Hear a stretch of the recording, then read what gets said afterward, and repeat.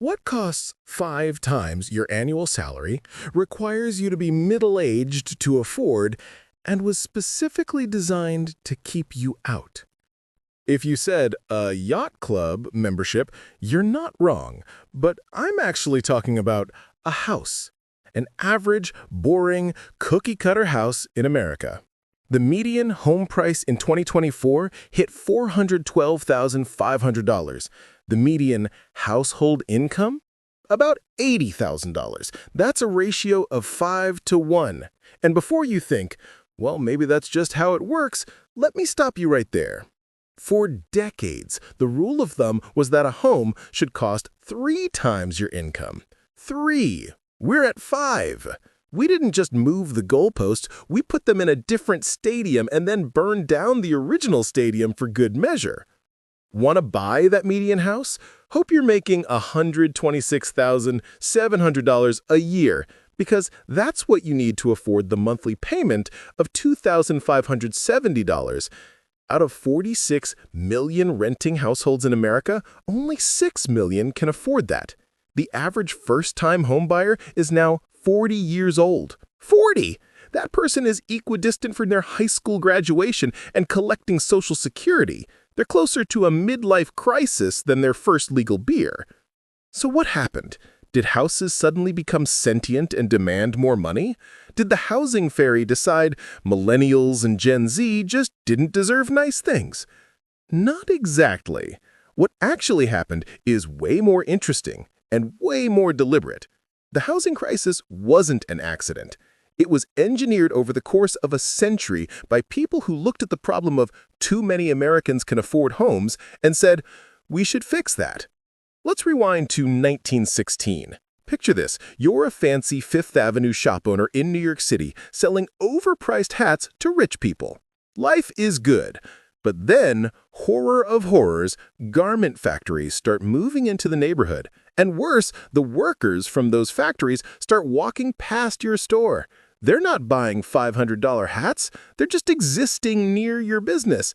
Unacceptable. So, the shop owners did what any reasonable group of wealthy businessmen would do.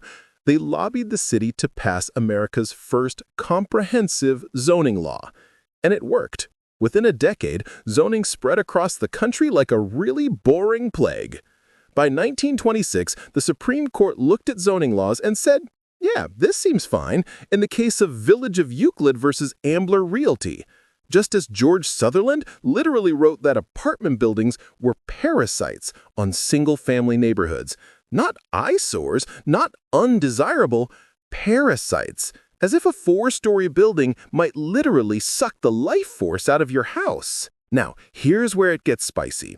Secretary of Commerce Herbert Hoover helped create something called the Standard State Zoning Enabling Act in 1924. Sounds boring, right? It was a how-to guide for cities that wanted to use zoning to keep poor people out. And 19 states immediately adopted it. The model explicitly said cities should ban apartments in residential areas and use economic zoning to restrict who could afford to live there. But wait, there's more. Just 2 years earlier, Baltimore had passed an ordinance that literally said black people couldn't live on blocks where white people were the majority, and vice versa. When the Supreme Court struck down racial zoning in 1917, cities across America looked at each other and said, okay, we can't ban people by race anymore, but what if we just made it illegal to build affordable housing? And that's exactly what they did. Can't explicitly ban black families? Just ban apartment buildings. Require massive lot sizes. Make it illegal to build anything a working-class family could afford. Same result, better optics. Fast forward to 2008. The housing market exploded like a piñata full of subprime mortgages.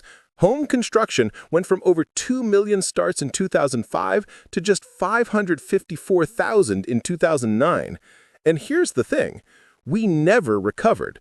By 2024, we were building about 1.35 million units per year. Economists estimate we're short somewhere between 1.5 and 4 million houses. That's not a typo.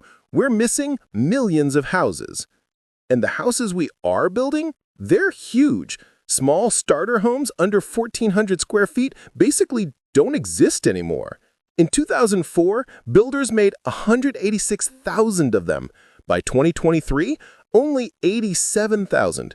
Because why build a $200,000 starter home when zoning laws force you to build on a massive lot anyway? Might as well slap a McMansion on there and charge $500,000. But here's where the story gets really dystopian. After 2008, when foreclosures flooded the market, Wall Street looked at the smoldering wreckage of the American dream and thought, you know what? Investment opportunity.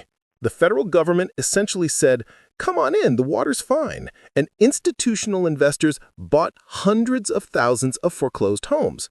They turned them into rentals, permanent rentals.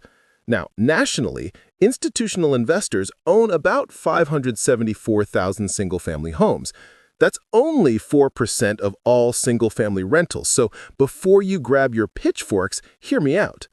The problem isn't national, it's local. In Atlanta, they control 25% of the rental market. Jacksonville, 21%. Charlotte, 18%. They bought up all the starter homes, the ones first-time buyers desperately need, and said, you can rent this forever, though. And because those homes were taken off the market, prices for the remaining homes went up. Supply and demand, baby. Except it's not really supply and demand when zoning laws make it illegal to increase supply. According to the Manhattan Institute, as much as half the price of housing in some areas is directly because of restrictive zoning. Half! You're not just paying for the house, you're paying a 50% markup because some city council in 1975 decided apartments are icky. Even the traditional escape valves are closing. Sunbelt cities like Phoenix, Tampa, and Atlanta used to be where you moved when coastal cities got too expensive. Not anymore. Phoenix home prices are now 2.5 times their 1975 levels. That safety valve, it's broken. The results are exactly what you'd expect from a system designed to make housing expensive. 771,480 Americans were homeless in January 2024, a 33% increase since 2020. Nearly half of all renters are cost-burdened, spending more than 30% of their income on housing. Low-income families would need to spend 72% of their earnings to afford a median-priced home. 72%! That's not housing, that's financial suicide. Here's the uncomfortable truth. This isn't a bug. It's a feature. The American housing market wasn't broken by some unforeseen economic catastrophe. It was systematically designed over the course of a century to be exactly this way. Zoning laws that started as tools of racial segregation evolved into mechanisms of economic exclusion. A construction industry that collapsed and never recovered. Institutional investors profiting from scarcity while families drown. The home ownership rate for people under 35 has been falling for decades. And it's not because young people are lazy or spend too much on avocado toast. It's because previous generations looked at the housing ladder, climbed up, and then systematically removed the bottom rungs so nobody else could follow. Towns like Los Altos Hills, California, require a minimum lot size of 1 acre. 1 acre for one house. That's not zoning. That's a moat. It's a giant sign that says, if you're not already rich, don't even think about it. So when someone tells you you'll never own a home, believe them. Not because you're not working hard enough, not because you made poor choices, but because the system was deliberately designed to keep housing scarce, expensive, and out of reach for anyone who wasn't born wealthy or willing to wait until they're collecting AARP mailers. The American dream didn't die. It was murdered, slowly, methodically, ordinance by ordinance, policy by policy, by people who looked at affordable housing and decided it was a problem to be solved.